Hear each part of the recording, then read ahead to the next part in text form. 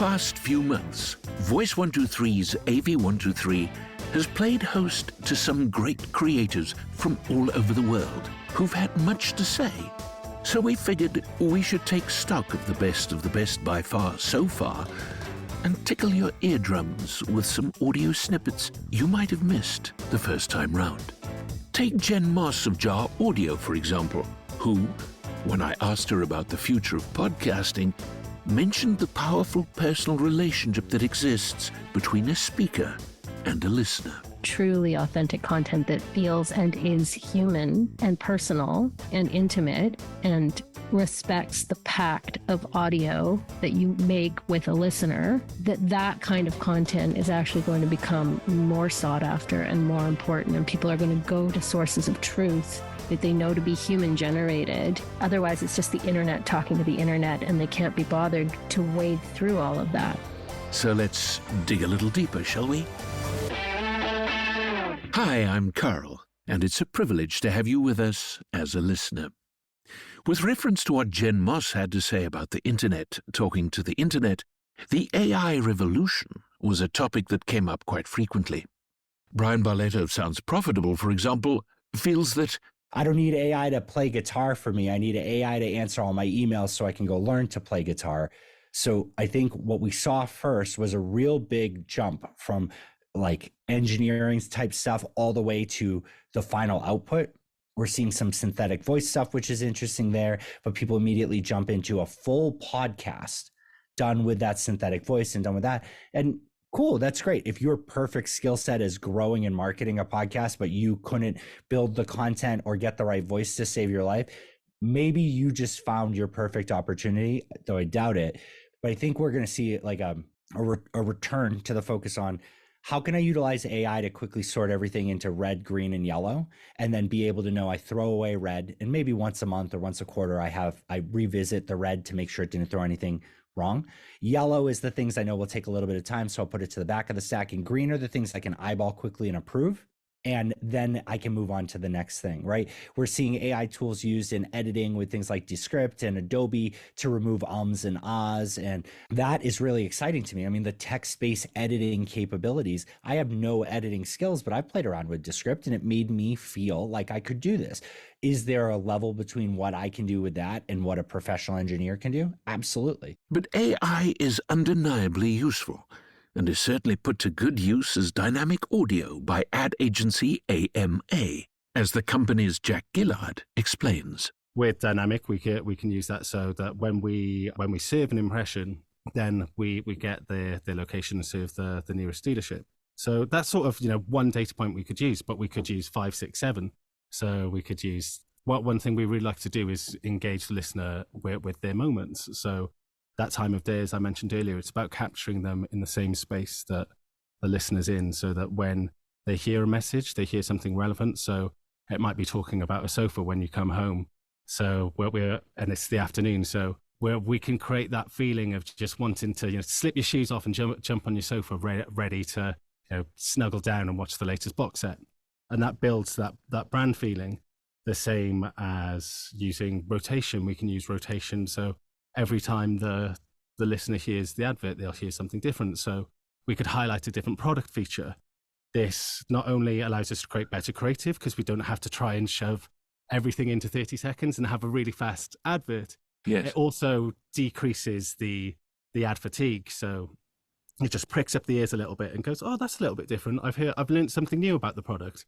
So, or we could be using weather. So it could be raining where you are right now, and we could call out a feature on a car such as automatic wipers or automatic lights to make their drive a much more pleasurable and safer experience. So it's how bold you want to go with it. But ultimately, I think when you're deciding these dynamic points, it's about the message of the advert. So the key thing is to use it to enhance and elevate the advert rather than just using a location to get the shock factor. That can be great to listen, but actually, is it adding to your message? If it's a premium product, we don't want that. We want something that's a bit more subtle, just talking a bit more about your lifestyle and how we can fit in with there. So it's all about appreciating that end goal and target of the advert. Of course, The key to engaging your listener is storytelling, and storytelling is both an art and a craft. This is how Steve Porter of Porterhouse Media sees it. I mean, the story is number one. The writing and the story are, especially if you're doing something on a docu-series level, the writing and the story is number one, but the edit and the scoring and the sound effects and the use of sound effects and the immersion that you can create with those extra, whether it is the combination of scoring or just the actual subtlety of which you use sound effects to drive home a scene, those are all right there at the top as far as the most important elements. You know, everything lives and dies in edit. So you can have a great story, but if it's, it's not kind of like stitched together in a sound way or doesn't capture your attention, that can also, that potentially lose the listener. And pacing, I would also add pacing is an art to itself. Having enough pause and enough knowing when to speed it up and slow it down is also an art to itself, especially in a VO-driven world. When it comes to captivating an audience through storytelling, it often pays to get brazen. Here's Megan Dean of Project Brazen to add a little bit of color and context to the art of storytelling. The stories that we run with and that we pursue tend to have a few common elements, particularly narrative and investigative shows, which is really where we've made our name to date. And those sort of pillars are, firstly, big characters are absolutely crucial. They form the lifeblood of a story. What we don't like to do is just cover a topic area. I think it's about storytelling in a way that's personal and that really resonates, because whether you're, creating an investigative show or a branded or a commercial podcast, that story is what will make you unique from others. So it's what lends your show authenticity, essentially. So the first is character, as I said. In nonfiction, that's going to be real life characters with interesting stories, interesting life experiences, big personalities. If you're creating a fiction podcast, then you need to create relatable, multidimensional characters. And then you also want to then use your character to shed light on a bigger story. So they're almost a narrative tool, a way into a larger theme or topic. So if you lead with the topic, your show is going to be kind of hard to connect with for listeners, and you risk becoming a generic, but using a personal story as a way in will help really bring it to life and make it more straightforward for a listener to engage with. Personal stories are really what compels listeners. So that could be any manner of things, but it's important that they're character-led rather than led by a topic area. And the other thing that we like to do is happening now. So whatever story that we're telling, for it to be brazen, it needs to have some sort of relevance to the modern day. It can be a historic story, but it needs to have a thread that takes you all the way to today. And speaking of today, the voice, as our primary means of communication, is as powerful as it has ever been, if not more so. A question that is often asked by aspirant podcasters is what microphone they should buy. There are quite probably hundreds of mics that would do the job, so it's almost as difficult a question to answer as asking, how long is a piece of string? Sam Seguin of Jar Audio is a sound engineer, and this is his opinion. Shure released a USB version of the SM7, and it's miraculous. I think there's a certain public radio podcast voice we all hear in our heads when we listen to a show. It's that like close proximity effect. It's very round on the low end, and that mic delivers that and is fairly affordable. I'd say if someone's looking to get into it and they don't want to get a whole bunch of external gear and get good sound, that's the quickest way. That's, again, a personal preference.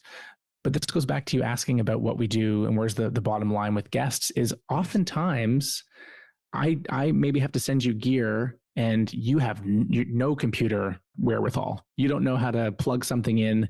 I need to send you something that's foolproof, that you just plug in and play. So it becomes a bit of I would like to send people really nice gear, but if they don't know how to plug it in 15 minutes before a recording session, it's wasted on them. So it's a constant struggle of what's foolproof, what's going to arrive in time, what's going to sound good in post. So it's always fluctuating. But to go back to it, something like the SM7 is pretty well a classic as far as my ears are concerned, that is affordable and foolproof. Brittany Newen of Quill Podcasting adds to this, making the point that technical proficiency is pretty much a must-have if you're a podcaster. I think definitely knowing your audio editing software, whether it is Pro Tools or Adobe Audition or any of those, and really knowing different plugins too. I think knowing the ins and outs of audio frequencies, basic audio editing, and just how you can manipulate audio and sound to make it sound how you want is extremely important, especially when we are doing remote podcasts. And so how do we tell a really effective story where sometimes quality is also compromised? Technology in audio has, I would say, from 2020 until now, in the aspect of AI, it has definitely helped us clean up audio a lot better. And even in the circumstances where people may not have a microphone or maybe not be in the best environment. For example, we have like a host. He lives in an RV van. He likes to travel around the world and he works out of an RV van. So he doesn't have the best Wi-Fi. And so I think with that, first of all, it's like making sure their environment and wherever they're recording is to their ability the best it can be. And then afterwards, if when we are putting it in post-production, we are running it through a couple of filters and plugins that we have that work really, really well.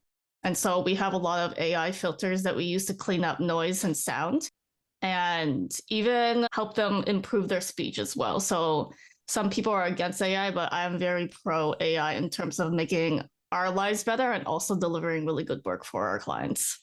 Jen Moss of Jar Audio, however, feels that audio quality doesn't always have to be pristine.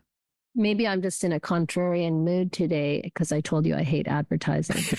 But I also love bad sound because I think it's a great storytelling tool if it's handled correctly. So, for example, if you have kind of messy sound recorded on someone's iPhone while they're being chased by a grizzly bear, which we literally have done, that is audio gold. When does the sound need to be clean and unencumbered? And when does it make sense for it to be a little rougher and rawer and give us a good, this is where the narrative piece comes in. You know, bad sound is an authenticity tool. It's a way of making people believe that something was authentically recorded by like Joe Smith, who was running the Boston Marathon or whatever. Authenticity rules in storytelling, because ultimately it's all about the suspension of disbelief. The world of audio is changing, and podcasting is fast becoming where audio is headed. That said, no one is more sold on the power of audio than Oxford Road's Stu Redwine. So the general arc of content is from broadcast to on demand. So that'd be the general, like if I was writing the historical entry on this in 100 years, is like we saw a shift in how media was consumed from broadcasting to on, digital really, what is that? It's on demand. Okay, so on demand audio is really what we're talking about. So that's why podcasting is so narrow, because it was on an iPod and then, and then it's podcasting. But really what we're talking about is on-demand audio. So that's grown because our ability to do that as people with technology has grown, our ability to do more on-demand audio. I also want to say, though, I was pausing there because I think there's another macro trend at play, which is these things, and I like talking to you with your fantastic accent. I want to say these devilish devices, and it seems like you would say it perfectly. Anyway, yeah, but these screens, man, the research on these, particularly personal screens. I just got to tell our listeners that you're waving your mobile at me. Yeah, I am. I'm waving it at you. I'm waving it at you as he waves his mobile phone in the air.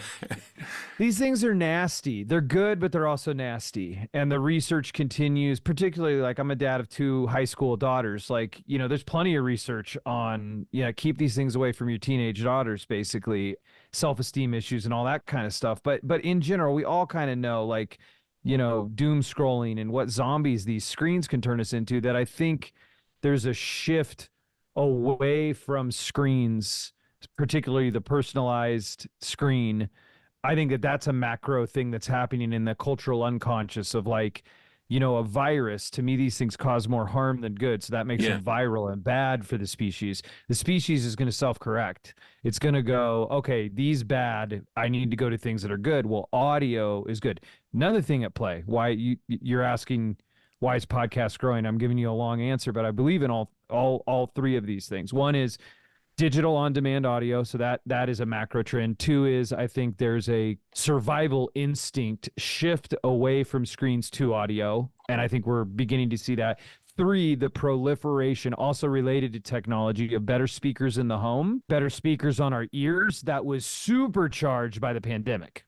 So like all of those together is my answer to go, that is why podcast is growing.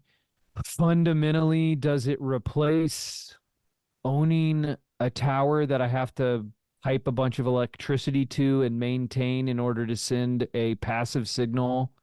Yeah, I think it does, because that sounds like I don't know what's going to happen with the towers, and I don't know what's going to happen with those passive broadcast signals. But man, an on-demand dynamic audio sounds, just if we step back from it, and I know people's jobs are on the line and all of that, and there's traditions in place. If we just step back from it, we go, yeah, I mean, obviously this one eventually will supplant that one. Yeah. It's just, what is the road to get there? And there we have it. And thank you for joining us. Powered by Voice 123, AV123 has a lot more conversations coming. Don't forget to subscribe so you don't miss any of them. And remember, if you ever need a voice acting maestro to bring your AV projects to life, head over to voice123.com. It's free to use, so you can hire voice actors for any project, or you can get our managed services to manage your project from A to Z. Finally, if you'd like to be a guest on the show, get in touch. We'd like to hear from you.